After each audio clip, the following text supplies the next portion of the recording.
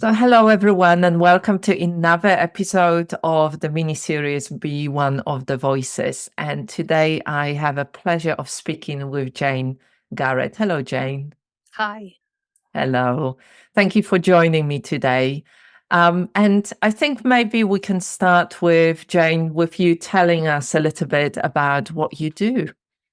Absolutely. So I teach gentle somatic yoga and integral movement, predominantly with people with chronic and complex conditions, including connective tissue disorders, hypermobility, fibromyalgia, Ehlers-Danlos syndrome.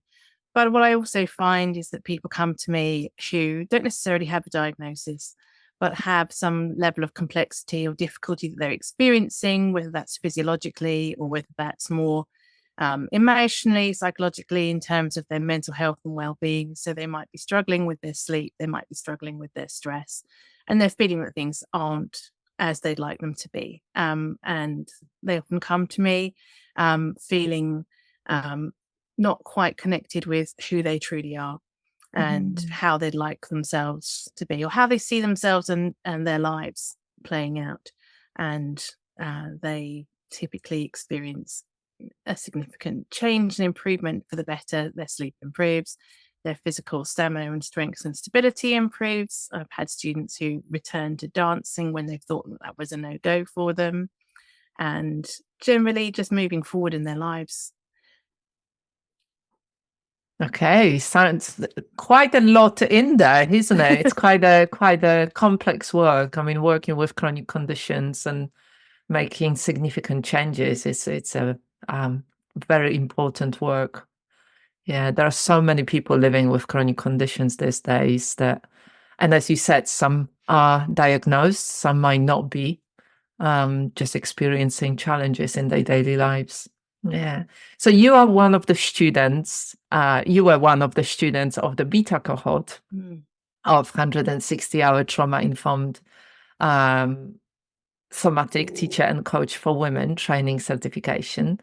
And I wanted to ask, you've done some training with me before. You've done the trauma-informed yoga before with me. And I wonder, why did you sign up for this big training? Well, I'll be honest with you, Annetta, when I read the description of the training, I thought this training could have been written for me. And I think I said as much at the time, because it covered so many aspects and areas of how I already felt that I was working and moving into working more with people, moving into working more than just on mobility and movement and meditation, mindfulness, relaxation, but also actually working with mindset, working with core beliefs, working with context, that wider context, and predominantly working with women, and in that context of being a woman in a Western society and what that looks like, and all the kind of issues that comes with, and the experiences that many people have, some of which I've also had myself, which inform and impact our daily living experience. So the training for me covers so many different areas, but it also incorporates different modalities and different ways of working, so that there is something in there for everyone, I feel, in terms of finding a way to work with a client that makes sense for them and is meaningful. But also, one of the things that really spoke to me was just how this drew together my different experiences, my different trainings, my different work that I've done, how I've worked with different kinds of people, from children to adults, and especially women, and how it just kind of pulled everything together into a neat format and framework. Really, I think I was looking for a framework to pull everything together, and this seemed to offer, and certainly has offered, a great way of doing that. Yeah, okay. So that's so good to hear. And I'm kind of wondering, what was your experience of the training? Because I know that, you have got busy lives, you have got a lot of commitments. And there is, as you said, there is a lot in the training. So what was your experience of doing the training, for such a long time, for those 9 or 10 months? I really felt that it was the right amount of time. So for me, I think to do it over a shorter period of time would have felt like a rush.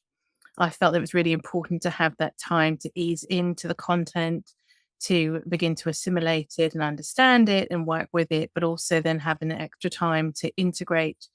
And that integration period has been really important for me, but not just the end of the formal training, whilst moving into then doing caseworks and case studies, but actually also that how that integration piece was a core component of the training and how it's delivered. So that having a week off out of every 4-week cycle was really important to rest and integrate, but also to continue other aspects of our normal lives. Um, but I really look forward to the training each week, and I really appreciated how not only was it intellectually stimulating, but also how space was held and how the core content of the course is delivered in a way that is not just intellectual. It's not just learning by rote or learning theoretically. It's learning by doing, and it's embodied in the whole delivery of the course and the training. So it is a felt experience, and we learn through doing. And sometimes you only realize that you've learned through doing after you've done it and you recognize it. But it's been really a wonderful experience. Oh, lovely. It's Yes, there is that difference, isn't it, between knowing the theory and understanding it through the mind on the intellectual or academic level, and then how do you translate it into the practical application of it? And knowing that when you are working, and we were talking about this before we started recording this conversation, how, you might, as practitioner, you might have taken time to study all of it, but how do you translate it now so your clients and your students can understand it, who might not have had so much exposure to this kind of work or those terms or that understanding. You can't use the same language. You have to translate it into a way that your students can then translate it into their daily experience. So I wonder, I mean, you have got a lot of training and very specialized training, working with chronic conditions. Is quite specialized in itself. But I wonder, how did your work change, or the way that you work change, because of the training, because of what you were learning and the kind of transformation that you've gone through? Yeah, I think I would say that the way I've worked has been evolving ever since I started working with you. And the trauma informed piece about creating a safe space and really supporting students and clients to find that stability within themselves is so important, because without that, it's virtually impossible to work with somebody in a way to create any lasting change. And to have that trust, and how building that working relationship based on trust is also so key. But I think there's so much about empowering people to become the architects of their own experience, and to equip people. So being able to offer different strategies and tools to equip people to change their own nervous system state. So to be able to identify how they're feeling, to connect with what that's like, not just on the mental level, but also on the physical level, becoming more observant, more connected with the whole body, and actually then being able to accept that, acknowledge it, feel into it, but also to support the body and consequently the nervous system to find that greater sense of ease and spaciousness and stability through really simple somatic practices that they're so simple sometimes that it almost feels like you're not teaching anything, because you're having to go against some of what you might have already learned in other training modalities of very specific, very structured, very precise movements, or ratio breathing, or practices that can be very specifically prescribed. And people can end up so very much in their headspace trying to do things perfectly. So moving away from perfectionism and embracing the internal experience and acknowledging that everyone's individual experience is unique and equally valid I through love somatic that. practices. It's been I love really that. helpful. Yeah, it makes me think, when you live or you work with clients who live long term with chronic conditions, how disempowering it can be, and how making that effort and having those very structured practices, if they are not the right practices, can make them feel even more disempowered and more hopeless within their situation. And what you are talking about is a different approach, an approach where you share very simple practices that have impact, that offer that sense of being in control and having choice. Absolutely. And being able to, have some power back in their life. And I think that agency autonomy piece is really, really big. And oftentimes when people have chronic conditions or they're living with complexity, autonomy and agency can be quite squashed down and really reduced. So it's quite a lovely experience to be able to support people to regain and reconnect with that sense of agency, autonomy, really checking in with what sits right in their body, what feels good to them, and really stepping back from the position of being the person who's the expert, who knows best, and actually giving that back, that autonomy back, and saying, well, look, I don't know how that is in your body, but you do. And that you're the expert on your body and what feels right. Tell me how it feels for you. What do you think you need here? But doing that within a very skillful and nonetheless attuned way of observing and encouraging the feedback and of observation and noticing what's going on, what I might perceive from the outside, that gives me the opportunity to then ask a student or a client what their experiences of that and how that might match up or not, but also to really encourage them to take back the reins, if you like. So often people are used to receiving treatments or therapeutic interventions that require them to be quite passive and to cede control to another professional who is the gatekeeper of the knowledge and the specialism. And I find that this way of working is much more nourishing because it's a co-created experience. Yeah, I love that. I love that. That's the reality, isn't it? That a lot of medical model is based on the expert and then the client or the patient, and which might not give a lot of that sense of agency and sense of empowerment. And I wonder, how did the training change you? Because we are talking about working with other clients, but I know that it had impact on you as well. So could you say a few words about that? I think the self-coaching piece is really important, and it's a key component, isn't it? You're not learning to do something without learning to do it for yourself first. And so embodying the approaches and the principles of a trauma-informed somatic approach to working with people, we have to work with ourselves in the same way. If we don't approach ourselves with kindness and curiosity and compassion, we're not offering the whole of ourselves when we're working with others either, because it's not a genuine experience. So we need to connect with our own state and regulate our own selves before we can offer somebody else our presence and regulation. So that's really key as a foundation.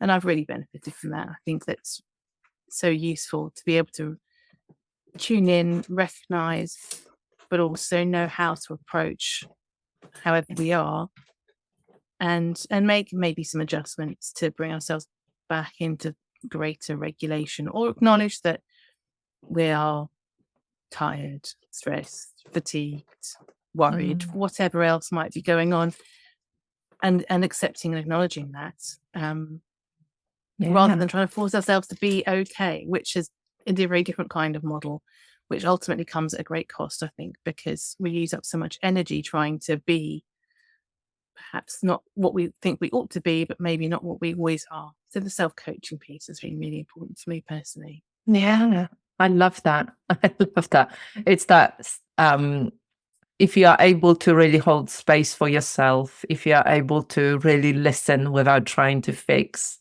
that's I would say that's a huge portion of how we are taught to deal with our emotions and our states and our experiences. Big portion gone, isn't it? It's a very different approach, which is great. So are there any practices or approaches in particular that you liked? I mean, I know that we covered quite a lot of stuff, but was there anything in particular that really resonated with you? It's a really good question. I just think at the moment I'm still busy integrating all of it, I think. But I think that just finding that bit of space and connecting the different parts, so that internal family systems piece around acknowledging different aspects of ourselves and how they may be showing up as protected parts or whatever else is really useful. I found that really helpful, and seeing those in the context of all of ourselves in terms of how we might show up or how we might present or how we might respond to something, just gives that greater depth of insight into what might be going on or what might be driving something or how we're being affected by something in a slightly deeper level, but also in a very compassionate way. Lovely. So if you were to say something about the training, like if there was somebody who's watching and they read it, they read the description and watched some videos and kind of thought, oh yeah, that sounds really good, I'd like to do that, but we're kind of, oh, maybe not, maybe yes. I mean, what would you say to them? What would your advice be? Well, my advice would be to listen to your gut and listen to your instincts. And if your instinct is guiding you down this path and towards this work, then I would encourage you to pursue it and to embrace it, because it's a journey of learning and discovery. And a big part of the training is to listen to one's own inner wisdom and to trust it. Yeah.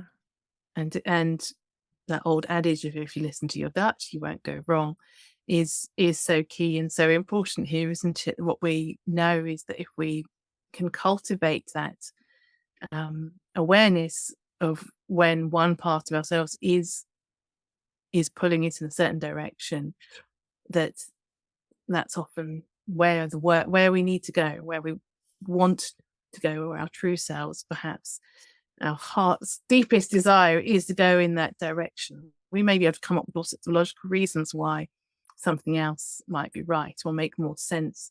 But if it doesn't feel right, then it's not the right path to go down. So I'd always encourage people to just take the time to sit.